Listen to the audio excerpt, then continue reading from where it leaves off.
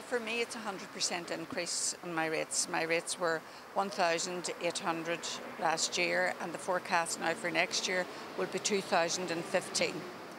And I think that's a colossal amount of a difference. I'm prepared to pay rates, I always have, but this is just beyond the beyond. And I don't see why the rates can't be capped here. If they can be capped in England, in wealthy areas in England, what are they doing with people? They're just going to pressure them out of their homes altogether. If your home has increased in value, that doesn't necessarily mean that you have the money to pay these exorbitant rates.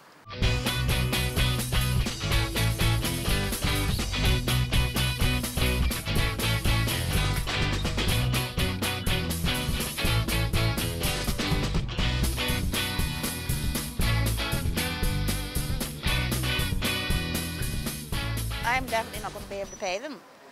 I'm definitely not going to sell my house. So, I mean, I just wonder, you know, is there going to be a lot of homeless old people? Then what happens? You know, they're going to have some concessionary rates for poor people.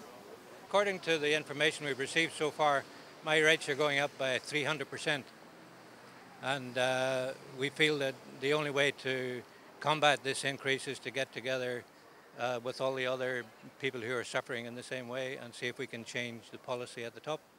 The report in 2004 said that anyone who had a property over £94,000 would have to pay a higher rate of tax, which is the rate system they're bringing in.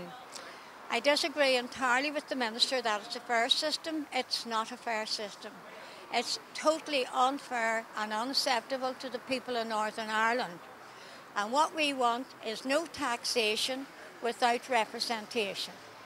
And that would be what I would say to everybody, to all the MLAs, to get together and do something for the people, because the people are going to suffer through this. And we need, the people in Northern Ireland have suffered for a long time.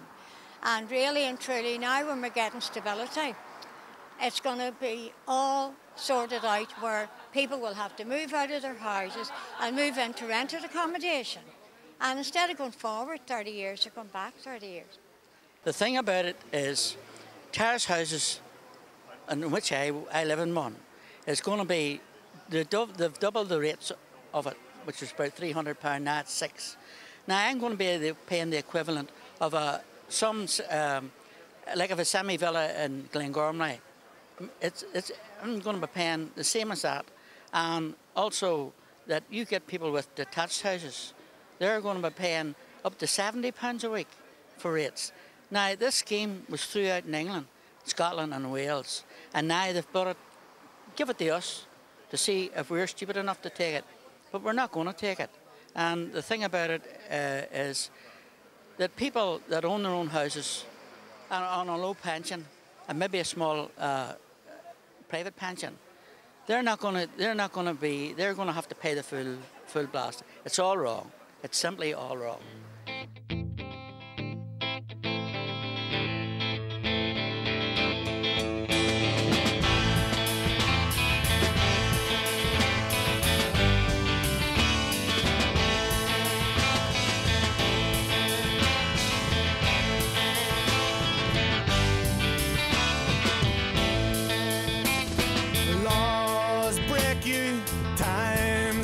You're picking up the pieces of a trial you couldn't fix.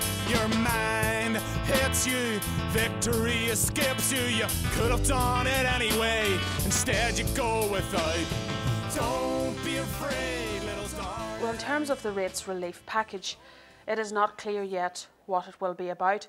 I only saw a statement this morning which the Minister made to an Age Concern conference in Cookstown during the week, where he gives some indication of what a rates relief scheme would look like. We go back to the point that it should not be based on the value of your property. It should be based on your ability to pay through your income tax or whatever it is. I mean, the Minister has left certain things also up to the Assembly, and we're saying if the Assembly doesn't form, there won't be capping and banding. So really he's using it as a whip to try and beat the politicians into power. In a way, he's probably loving what we're doing in terms of raising the issue, addressing the concerns, trying to get our politicians to do something. In a way, he's using it as a backdoor to try and get the cross-community or cross-party support for certain things. actually in opposition to his own policy. Now, he has made that clear on a number of occasions that this can best be dealt with through an assembly. What we're saying is yes, but what we're saying at the minute is we don't have an assembly. And are the people of Northern Ireland going to fall between two stools? It would seem fair that there would be reliefs comparable to those in Great Britain in terms for single occupation, for those on low incomes, and for those like the transitional relief where the step up in the rent rates payable is very high, so that can be phased over time. The announcement that David Hanson made earlier this week is one that we would welcome, in that he seemed to have taken on board at least the spirit of what we've been saying and realised that the sort of asset-rich income poor are the people that are going to be hit most by these massive increases in rates.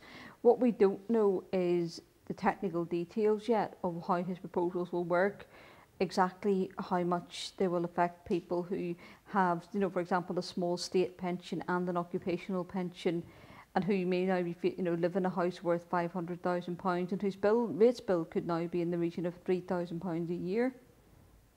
So we await to see the technical details of who will qualify, how easy it will be for them to obtain it, and all those kinds of things before we will welcome it completely. But so, at least he's looking in the spirit of the thing and saying that he recognises that it's a problem. But there are lots of other things he could do. For example, he still refuses to look at the issue of a cap on rates, which people in England have. David Beckham lives in Buckingham Palace, worth millions, and his rates are capped, whereas people here can live in a fairly moderate, semi-detached house in Stranmillis or Malone or somewhere like that, and pay exactly the same rates as David Beckham. Now, I don't think that's fair, and I don't think older people think it's fair either.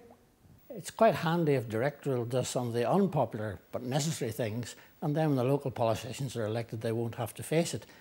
I think if you now took Northern Ireland's members of the Legislative Assembly and asked them what their constituents were saying to them, there are 108 of them, I would have said probably 90 of that 108 would have more of their constituents saying, I prefer what's coming than what we had in the past. If the Assembly were to be re-established, the Assembly could introduce some relief for key groups, such as those who are asset-rich and income poor, pensioners, those living on their own.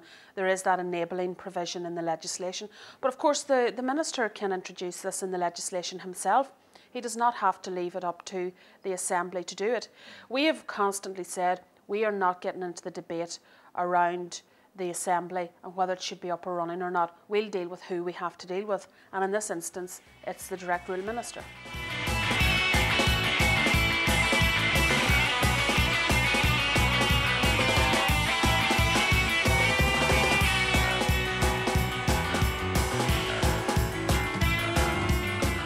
If the Assembly is restored by the 24th of November, the Executive will have the power to alter some of the legislation by introducing different relief schemes and caps.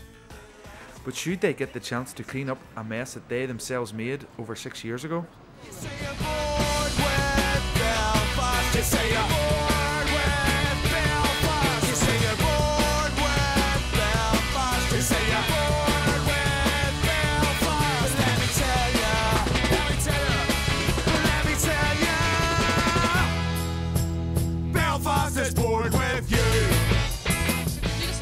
Your stance on the rates reform is? Well, see, my head's up in the air because I don't know what's going on since they brought in a single currency in Europe.